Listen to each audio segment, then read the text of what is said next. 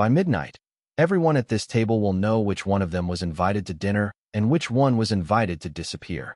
The words were delivered softly enough to sound like a joke, but no one at the private dining room laughed. High above downtown Chicago, the top floor of Belladonna glowed with amber chandeliers, crystal glasses, and the polished calm of a place where secrets were served beside expensive wine. William sat at the center of the longest table, one hand resting near his untouched drink, his dark suit immaculate, his expression unreadable. Around him, 12 men and women wore the careful smiles of people who had built careers by hiding hunger behind manners. Shipping executives, investors, attorneys, and political fixers leaned toward one another as if discussing contracts. Yet every glance carried a question that had nothing to do with business. Behind the guests sat 12 interpreters in 2 precise rows, each wearing a headset, each holding a tablet, each waiting to transform unfamiliar words into something safe. Amelia stood near the far wall with a silver tray balanced on one palm. Her black uniform fit too tightly across her waist, and the manager had already reminded her twice to stay out of the photographs. "Keep to the corners," he had muttered while straightening his tie. "These people notice everything." Amelia had lowered her eyes. "That is what worries me." He had not understood. No one usually did. From her place beside the wine cabinet, she watched the room the way other people watched a storm through glass. A guest tapped 2 fingers against his cuff before every lie. Another touched his wedding ring whenever William looked his way. One interpreter kept adjusting an earpiece that was not loose. Amelia noticed all of it while moving quietly between chairs, refilling water, replacing silverware, and letting everyone believe she was part of the furniture. William did not speak often. He did not need to. When he lifted his gaze, conversations softened. When he turned his glass by a quarter inch, a man near the window stopped smiling. The power around him was not loud. It worked through silence, through timing, through the certainty that he remembered every promise made in his presence. Mr. Vitale, a silver-haired attorney, raised his glass. To new partnerships and old loyalties. William studied him for a moment. Old loyalties are usually the most expensive kind. A few guests chuckled, though none looked comfortable. Amelia passed behind William and caught the reflection of the table in the dark window. 12 interpreters, 12 headsets, 12 serious faces. Yet 2 of them were not watching the speakers. They were watching each other. She slowed for half a step. The younger interpreter on the left pressed his thumb against the edge of his tablet. Across the room, a woman with a red scarf answered by touching the stem of her glass. Amelia continued walking before either could notice. At the far end of the table, 2 Balkan guests began speaking in a low, fluid rhythm. Their voices carried a regional cadence most Americans would never hear clearly, even after years of study. The interpreters straightened. Pens moved. Screens lit up. One by one, translated English appeared in their earpieces. "They are thanking Mr. Vitale for his hospitality," the lead interpreter announced. William gave a slight nod. "Hospitality ends when honesty does." The second guest smiled without warmth and continued. Amelia stopped beside a marble column. The tray grew suddenly heavy in her hand. She had heard that dialect before, not in a classroom, but through old recordings played late at night in a small apartment while rain tapped against the windows. Her father had called it the language people used when they wanted outsiders to hear one thing and insiders to understand another. The lead interpreter smiled. "They are discussing delivery schedules." Amelia stared at him. That was not what they were discussing. The first guest leaned closer to the second. His next sentence sounded almost casual. Every interpreter nodded at nearly the same moment. Too quickly, too neatly. Amelia's fingers tightened around the edge of the tray. Wolf inside the pen. Wait for midnight. When the bell sounds, sever the bond. Her pulse changed, but her face did not. Across the room, William lifted his drink toward his mouth. Amelia looked from the glass to the interpreters, then back to the men at the far end of the table. Someone in this room had prepared a message meant to pass unnoticed. Someone else had paid 12 professionals to pretend they had never heard it. And William, surrounded by people who claimed to serve him, had no idea the evening had already begun counting down. The second Balkan guest rested 2 fingers beside his plate and continued speaking in the same measured cadence. The lead interpreter listened for less than a second before translating. "They are confirming the warehouse schedule for next month. Several people around the table relaxed. One attorney opened a leather folder. A shipping executive uncapped his pen. Amelia did not move. The sentence had contained no month, no warehouse, and no agreement. It had described a gate, a bell, and a signal that would come from inside the building. The woman in the red scarf tilted her head toward the younger interpreter across from her. He lowered his eyes and changed a line on his tablet. Amelia watched the edit appear on the shared display near the center of the table. Delivery window, midnight. Security rotation, unchanged. The translation was polished, harmless, and completely false. Something wrong. A server beside Amelia shifted a stack of plates against his hip. Amelia kept her gaze on the interpreters. How long have they been assigned to this table? He glanced toward the manager before lowering his voice. 3 days. Background checks, private contracts, all of it. Why? Because they are answering before the speakers finish. The server gave a nervous smile. Maybe they are just good. Amelia looked at him. Good listeners wait for the sentence. At the center of the room, William turned toward the lead interpreter. Ask them whether the Eastern route remains exclusive. The question passed down the line. The first Balkan guest answered with a phrase that sounded almost warm. The interpreter immediately translated. Yes, they are offering full exclusivity for 5 years. Amelia felt a cold pressure settle beneath her ribs. The guest had not offered exclusivity. He had warned that one route had already been opened to an outside crew.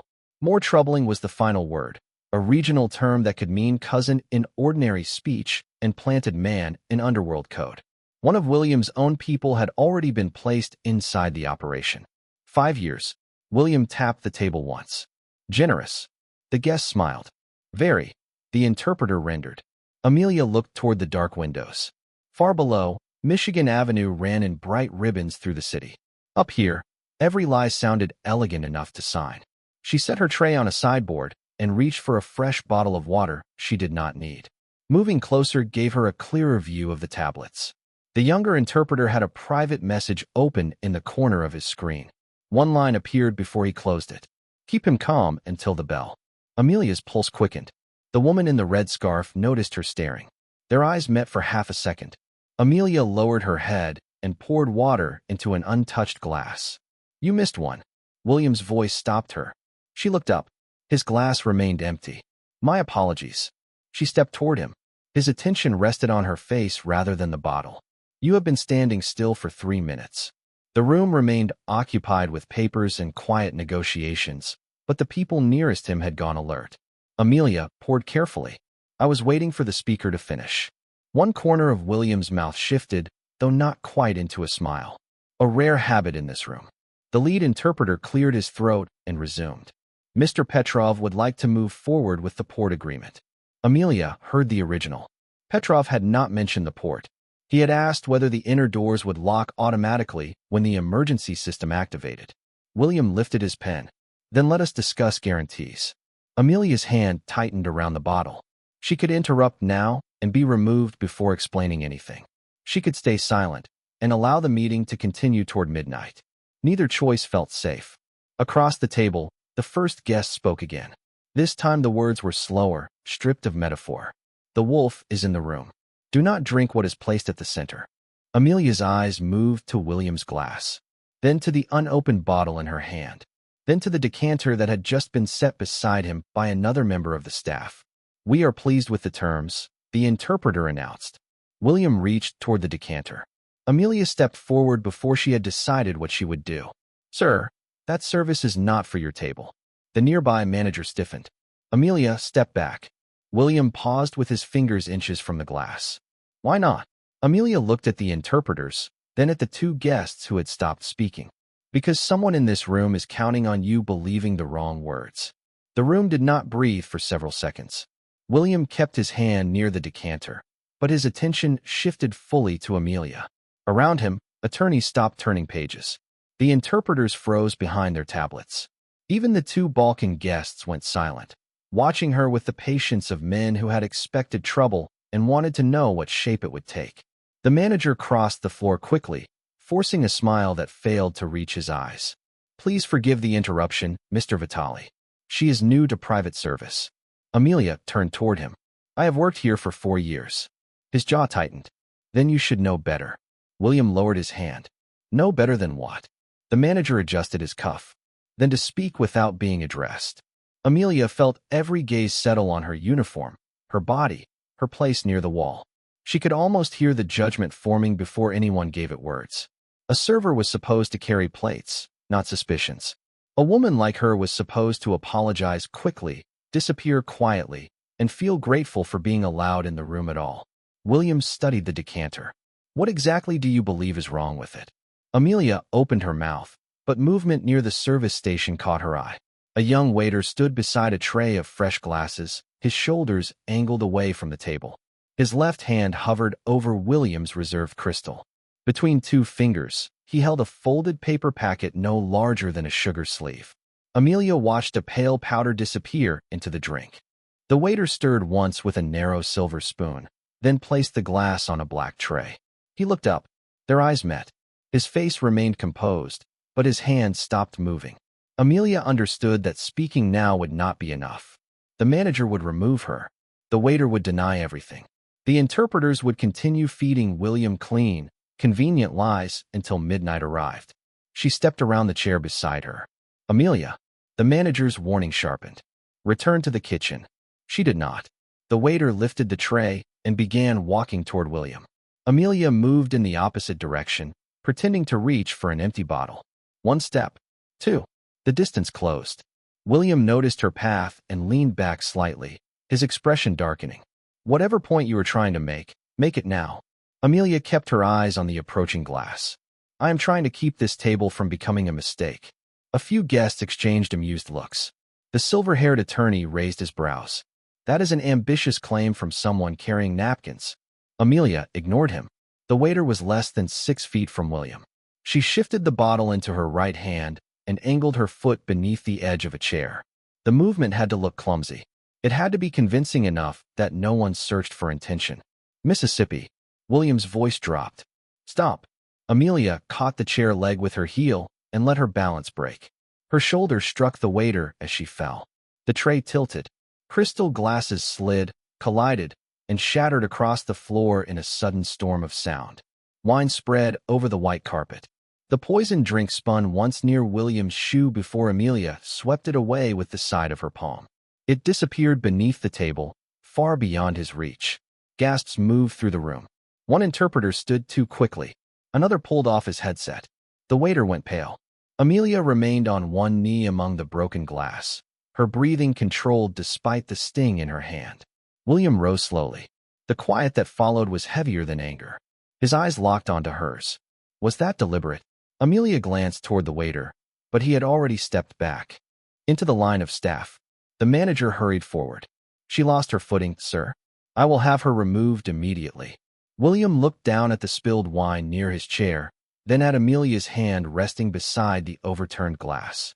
You interrupt my meeting, accuse the room of deception, and destroy my table service.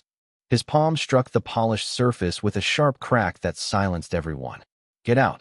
Amelia lifted her face. You should test that glass. The manager seized her arm, careful not to appear rough in front of the guests. Enough. William's gaze hardened. Out. Now. Amelia rose, but before turning away, she looked directly at the lead interpreter. He was no longer watching her. He was watching the clock above the doors. 11:47. 13 minutes remained until midnight, and the people who had planned this evening were still exactly where they wanted to be. The corridor outside the private dining room felt colder than the space Amelia had just left, though warm air still moved through the vents above the dark wood paneling. The manager released her arm as soon as the doors closed and turned on her with the controlled anger of a man more frightened of embarrassment than danger. Do you have any idea what you just did? Amelia pressed a folded napkin against the cut in her palm. I kept William from drinking something he should not have touched. His eyes narrowed. You broke Crystal in front of the most powerful guests in Chicago. Crystal can be replaced. She looked toward the closed doors. He cannot. The manager gave a short, humorless laugh. You are a waitress. You carry plates, pour wine, and stay out of the way.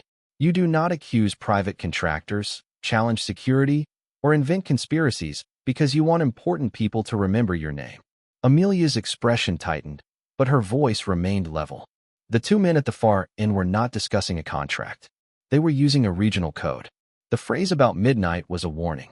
The interpreters changed every dangerous word into something harmless. He folded his arms. And you expect me to believe that 12 professionals missed what you heard while balancing a tray? They did not all miss it. Amelia stepped closer. One person controlled the master translation feed. A few others were helping him. The rest repeated language they believed had already been verified. For the first time, uncertainty crossed the manager's face. It disappeared beneath contempt. You have always been desperate to prove you are smarter than everyone around you. No. I learned a long time ago that being right does not matter when the wrong people control the room. He pointed toward her uniform as though it settled the matter. That attitude is exactly why you will never belong in places like this. Amelia let the insult land without lowering her eyes. She had heard versions of it for years. Too large for the front section. Too plain for private events. Too ordinary to know anything worth hearing. The language changed, but the purpose never did. It was always meant to push her back into a corner. Test the glass, she murmured. That is all I am asking. The manager glanced toward the security camera above the service door. The only person I am calling is someone to escort you out of the building. Then call them. Amelia lifted her chin. But tell them to search the waiter with the black tray. Tell them to pull the interpreter messages from the shared system. Tell them to check who altered the guard schedule. The service door opened behind them. William's gray-haired security chief stepped into the corridor, broad-shouldered and composed, with a radio clipped near his collar. His gaze moved from Amelia's injured hand to the manager's face.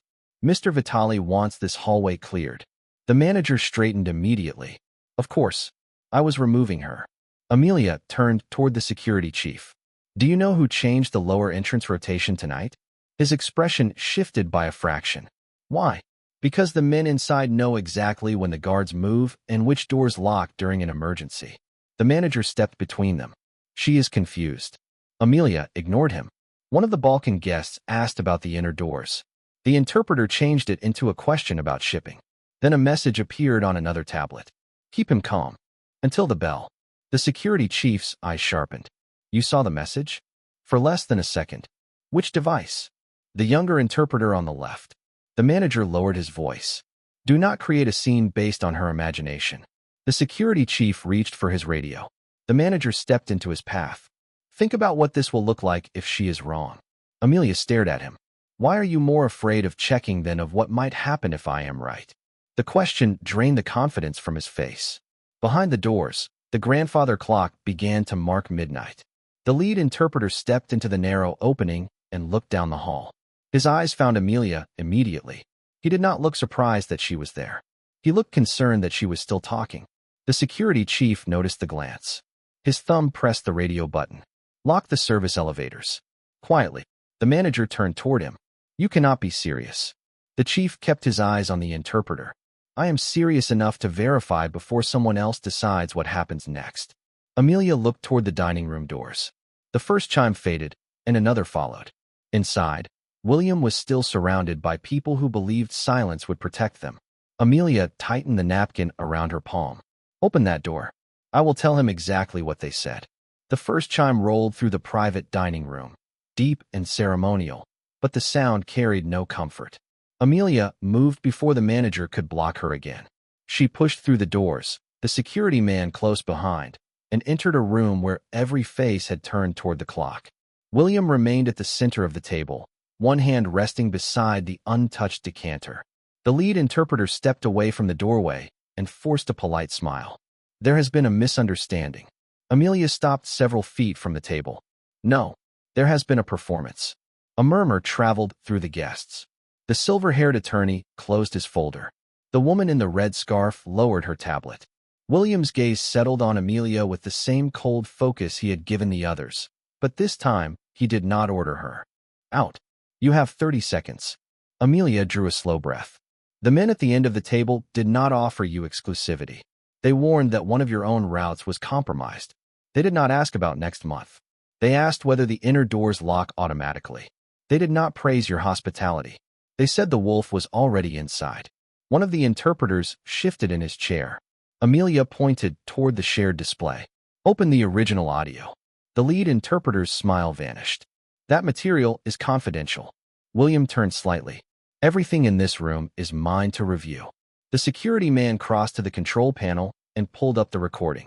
The first Balkan phrase played through the speakers. The interpreters stared at the table. Amelia repeated the sentence exactly, matching the cadence and regional inflection. Then she translated it into plain English. Wait for midnight. When the signal comes, separate him from the men who still follow him. William's eyes moved across the room. Play the next line. The second phrase filled the silence. Amelia did not hesitate.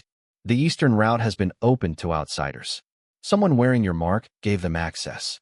A man near William's right hand covered his ring with his palm. The attorney noticed and moved his chair back an inch. The lead interpreter leaned forward. Dialect allows for multiple meanings.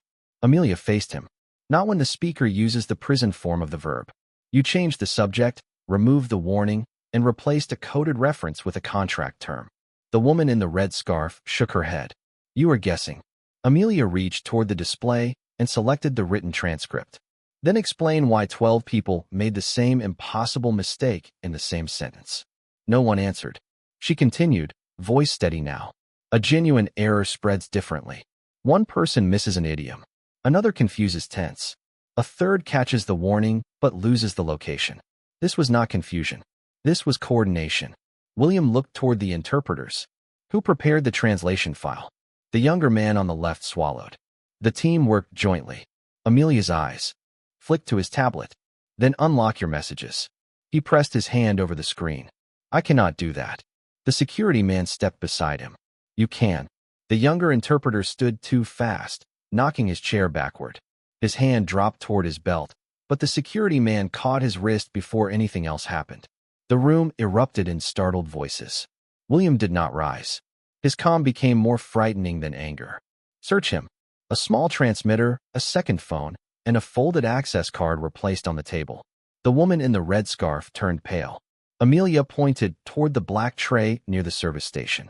The waiter who carried that glass should be found before he leaves the building. The security man spoke into his radio, then examined the spilled crystal William had ordered preserved. The manager hovered near the doorway, his earlier confidence gone. William looked at him. You struck her. The manager's face collapsed. I was trying to control the situation. Amelia held William's gaze. He was trying to silence it. The second chime sounded. Then the third. Around the table, the interpreters exchanged glances that confirmed more than any confession could have. Amelia moved closer to the display and selected another line. This one matters most. The audio played. The Balkan guest's voice was low, almost conversational. Amelia translated without looking away from William. The signal does not come from outside. It comes from the man who knows every shift, every door, and every name on your security list. William's expression changed by a fraction. He turned toward the person seated nearest his right shoulder, a man who had not spoken once since Amelia re-entered the room. The man smiled slowly, as if the evening had finally reached the part he had been waiting for. The man seated beside William's right shoulder was Adrian Cole, the only person in the room who had known him before the tailored suits, private elevators, and sealed conference floors. For 11 years, Adrian had approved every guard rotation, reviewed every entrance, and built his reputation on being the man who never overlooked a weakness. Now he sat perfectly still, one hand near his cuff link, as though the accusation belonged to someone else. William rose and placed his pistol on the table without touching the trigger. The gesture was deliberate, controlled, and more unsettling than any shout. You knew the lower entrance changed shifts at 11:45. Adrian's expression remained calm. I know every shift. William's eyes narrowed. That change was approved this afternoon. Only 3 people received it. Adrian glanced toward the gray-haired security chief. Then perhaps you should question your own chain of command. The chief reached for his radio, but William lifted one finger. Not yet. Amelia watched Adrian's face rather than his hands. He showed no surprise, no confusion, no outrage at being suspected. Only calculation. The Balkan delegation asked whether the inner doors would lock during an emergency, she observed. That information would matter only if someone had already decided where William would be standing when the system failed. Adrian turned toward her. You have made an impressive entrance, but you are still building a story from fragments. Amelia met his gaze. Fragments are enough when someone arranges them in the wrong order. A faint uneasiness moved around the table. William stepped closer to Adrian's chair. Why did you move the East Corridor team downstairs? Adrian adjusted his sleeve. A precaution. Against what? A possible breach. William leaned one hand against the polished table. You never reported one. Adrian's mouth curved slightly. Because nothing happened. Amelia looked toward the wall display, where the revised staff schedule remained open. A narrow column showed an authorization code beside the altered shift. She moved closer. This entry was made before the delegation arrived. Adrian's eyes flicked toward the screen. The glance lasted less than a second, but William caught it. You recognize the code, Amelia murmured. Adrian gave a quiet laugh. Anyone can recognize numbers on a screen. Not from 15 feet away. The security chief enlarged the authorization record. William read the initials at the bottom. AC. The room seemed to tighten around Adrian. 1. Guest closed his folder. Another removed his headset and placed it carefully on the table. William kept his attention on the man he had trusted longest. You approved the change. Adrian spread his hands. Of course I did. That is my job. Your job is to protect the building, not empty a corridor before midnight. Adrian's smile faded. You are allowing a waitress to turn routine procedure into betrayal. William's gaze shifted briefly to Amelia's cut palm and the broken crystal near the table. Minutes earlier, he had mistaken judgment for clumsiness. Now the room was still standing because she had refused to obey him. When he looked back at Adrian, something in his expression had hardened. Do not call her that as though it makes her less accurate. Amelia glanced at William, surprised by the change in his tone. He continued without looking away from Adrian. Unlock your phone. Adrian's jaw tightened. That device contains confidential information. Then you should have no reason to erase it. Adrian reached into his jacket slowly and placed the phone on the table, but his thumb brushed the side before releasing it. The screen went black. The security chief picked it up. Remote wipe initiated. William did not move. You erased it. Adrian leaned back. I protected the organization. From whom? William's gaze swept over the compromised interpreters, the false access card, and the silent guests. The people you invited into my house. Adrian's composure cracked for the first time. You built everything by trusting no one, and now you are ready to condemn me because she heard a phrase. Amelia stepped toward the center of the room. Not because of a phrase. Because you knew the shifts. You knew the doors. You knew which glass would reach him. You also knew the translation feed would bury every warning. Adrian's eyes hardened. You know nothing about loyalty. I know loyalty does not require 3 paid interpreters, 9 misled professionals, and a poisoned drink. The midnight chimes continued beneath the accusations, each note fading into the next. William rested his hand beside the pistol, but his voice remained calm. You were waiting for the last chime. Adrian's features settled into something colder. He no longer bothered to smile. You always believed the city followed you because it respected you. He rose, smoothing the front of his jacket. It followed because everyone was waiting for someone else to make the first move. William looked at Amelia rather than the doors. What happens next? The question was quiet, but its meaning was clear. He was no longer demanding an answer. He was trusting her judgment. Amelia listened to the building, to the faint hum above the ceiling, and to the sudden silence in the hallway. We move before the final chime fades. Adrian looked toward the dark windows. Too late. The last note rang through the room, and every light in the restaurant went out. Darkness swallowed the room so completely that the final echo of the clock seemed louder than the guests. Chairs scraped. Someone knocked over a glass.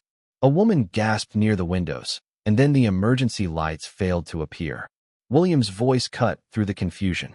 Nobody moves. For one breath, the order held. Then a sharp crack sounded somewhere beyond the dining room, followed by the rapid thud of doors closing on another floor. Amelia reached for the edge of the table and found William's sleeve instead. His arm tensed beneath her hand, but he did not pull away. The backup system should have activated, the gray-haired security man warned from the darkness. It has been disabled.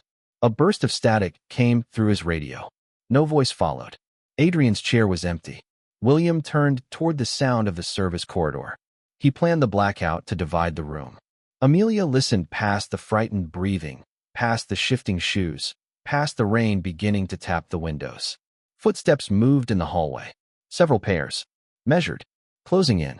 There is another exit, she whispered. William lowered his voice. The emergency stairs are behind us. Those doors locked during a full shutdown. Amelia tightened her grip on his sleeve. There is an old service passage through the wine storage room. It was built before the restaurant was renovated.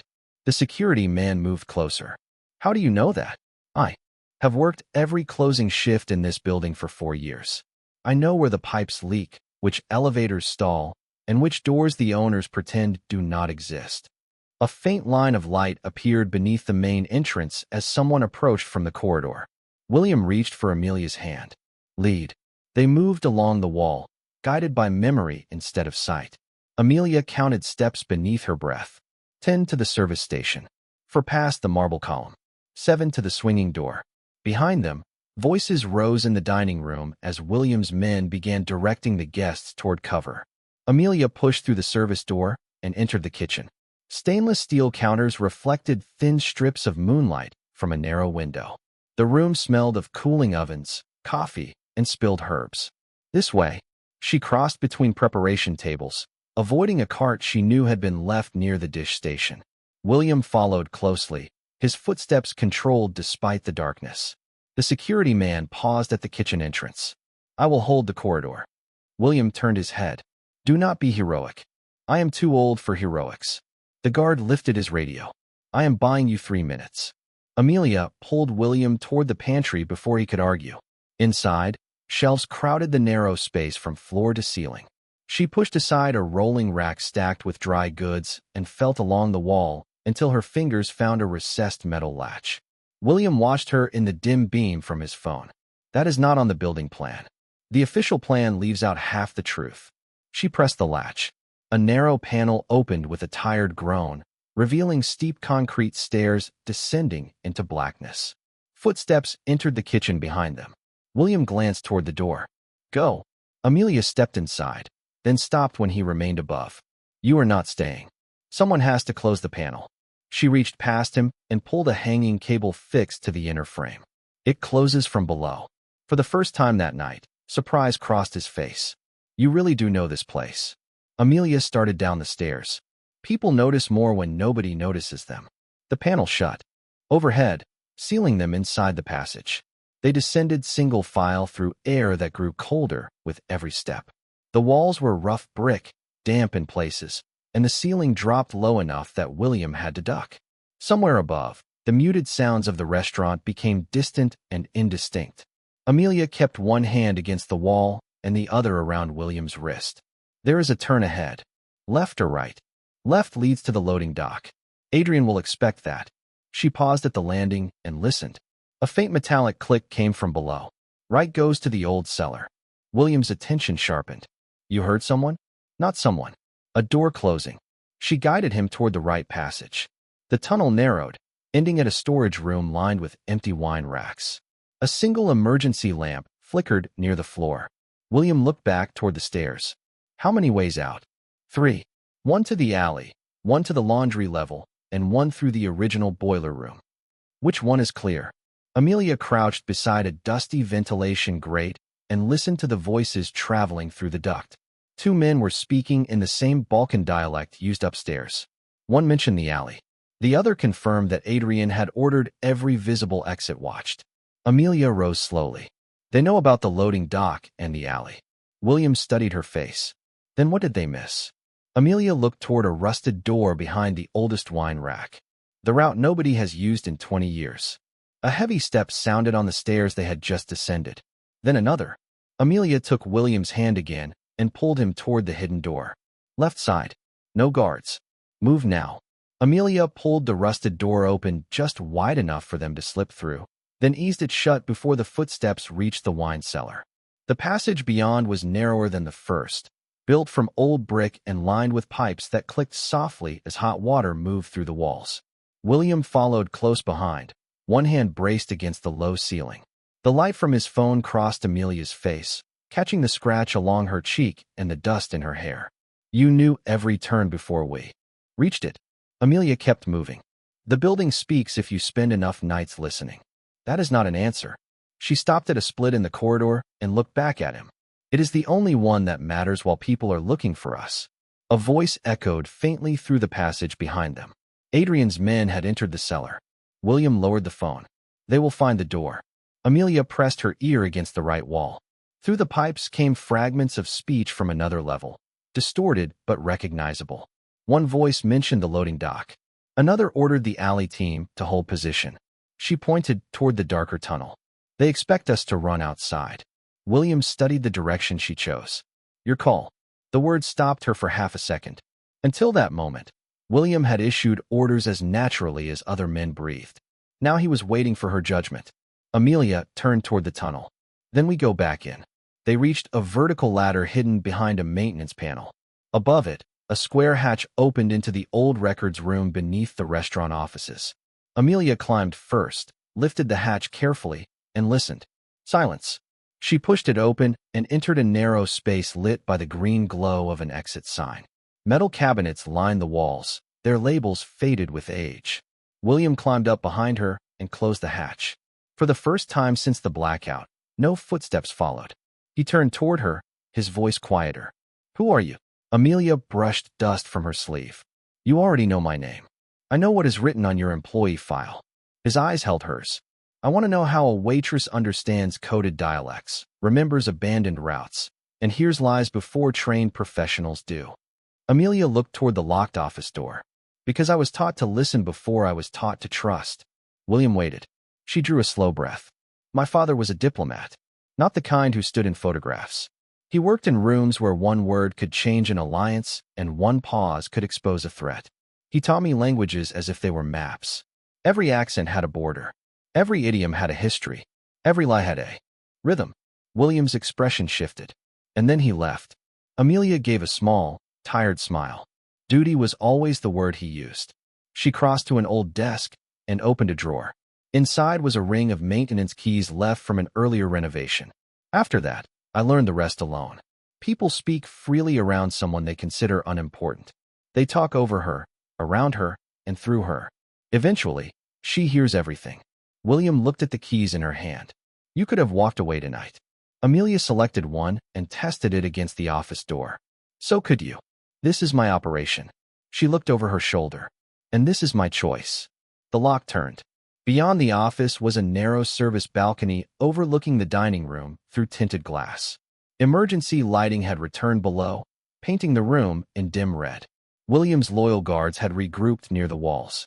The guests remained gathered around the center table. Adrian stood at the far end with the interpreters beside him, speaking with the confidence of a man who believed no one else could control the story. Amelia leaned closer to the glass. He thinks you are still underground. William watched Adrian gesture toward the main entrance. Good. Amelia noticed an old emergency announcement panel mounted near the office wall. Its label was faded, but she recognized the design from annual fire inspections. This does not control the doors or the security system. William moved beside her. What does it control? The building speakers. She opened the panel with one of the maintenance keys. A weak indicator light came on. That is enough. William looked down at the room. What do you need?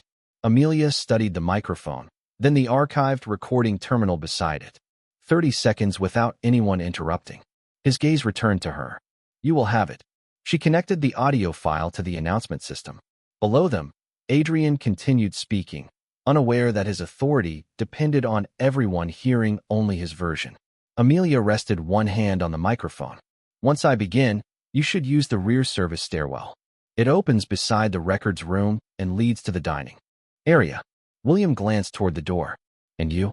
I finished what I started. His eyes stayed on her for a moment. Not alone. Amelia met his gaze. Beside me, then. William nodded once. Beside you. She activated the microphone. Every speaker in the dining room clicked on at the same time. Adrian stopped mid-sentence. Amelia's voice filled the room, calm and unmistakable. Before anyone follows another order, there is something all of you deserve to hear in the language it was originally spoken. The dining room fell silent beneath Amelia's voice. Adrian looked toward the ceiling, then toward the tinted glass above the service balcony, but the dark reflection gave him nothing. Amelia opened the archived audio file and let the first Balkan phrase play through the emergency announcement system.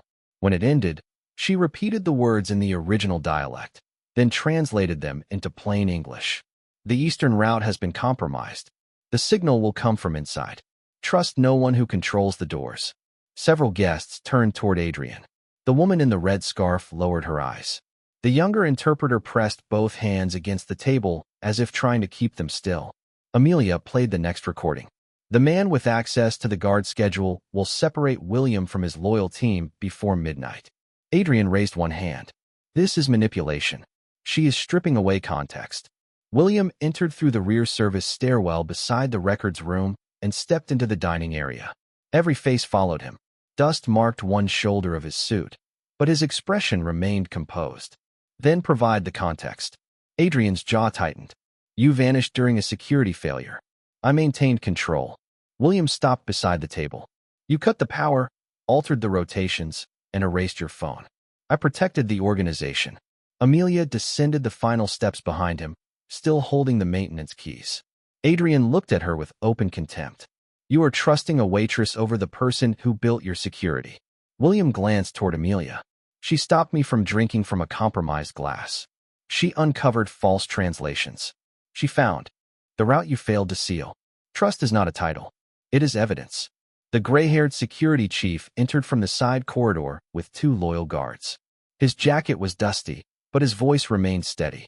The men stationed at the lower entrance are in custody. The others surrendered when the emergency doors reopened and they realized Adrian had lost control of the building. Amelia looked toward the old announcement panel above the service balcony. It had done only one thing, but it had done enough. It had restored communication. William's team had used that opening to reconnect, verify orders, and separate loyal guards from the compromised ones. The silver-haired attorney placed the recovered access card beside the building log. This code matches the unauthorized entry recorded at 11:42. One by one, the people around Adrian moved away from him. The interpreters no longer looked like a single professional unit. The lead interpreter and 2 others stood rigid with fear. The remaining 9 looked stunned, finally understanding that the prepared glossary and shared feed they had trusted had been designed to mislead them as well. Amelia touched the younger interpreter's phone. 3 people were paid. 1 controlled the translation feed. The others repeated information they believe had already been verified. The woman in the red scarf closed her eyes. We were given the approved language before the meeting. Amelia faced her. That does not excuse you, but it explains why the same lie reached 12 headsets. Adrian searched the room for a face that still belonged to him. He found none. You think this changes anything? His gaze fixed on William. The city is already divided. Amelia placed a printed message log beside the access card. Then let the city divide over the truth, not the version you purchased. The phone had backed up its messages to the shared translation server before the blackout. Names, payments, shift times, and instructions filled the recovered file. Adrian stared at the evidence, and for the first time, he had no prepared answer. William turned toward his security team. Remove everyone connected to the breach. No spectacle. No unnecessary harm. Detain the interpreters involved and release the others only after they are questioned. The guards moved into position. At the doorway, Adrian looked back at Amelia. You still do not belong in this room. Amelia rested one hand on the back of William's chair. That is no longer yours to decide. By dawn, the false contracts had been canceled, the compromised routes were suspended, and the missing waiter had been found near the freight elevator with Adrian's payment instructions on his phone. Testing later confirmed that William's drink had been deliberately contaminated. The private dining room looked stripped of its earlier elegance. Broken crystal had been cleared away. Gray morning light spread across the table where powerful people had nearly accepted a lie because it arrived through the correct channel. William pulled out the chair beside him and turned it toward Amelia. I need someone who can hear what others miss. Amelia looked at the seat but did not take it. You need someone you cannot intimidate. A faint smile touched his face. That too. I choose my own team. Agreed. I review every decision that affects security or intelligence. Agreed. And you do not call control protection. William held her gaze. Agreed. Amelia placed both hands on the table. One more condition. I stand beside you, not behind you. William moved away from the head of the table and took the chair across from hers. Beside me. Only then did Amelia sit. Hours earlier, She had entered carrying a tray, while people discussed power as though it belonged only to them. Now the same room waited for her first decision. William drew the recovered files toward the center, leaving equal space between them. Where do we begin? Amelia opened the first folder. With the words, everyone else was too important to hear.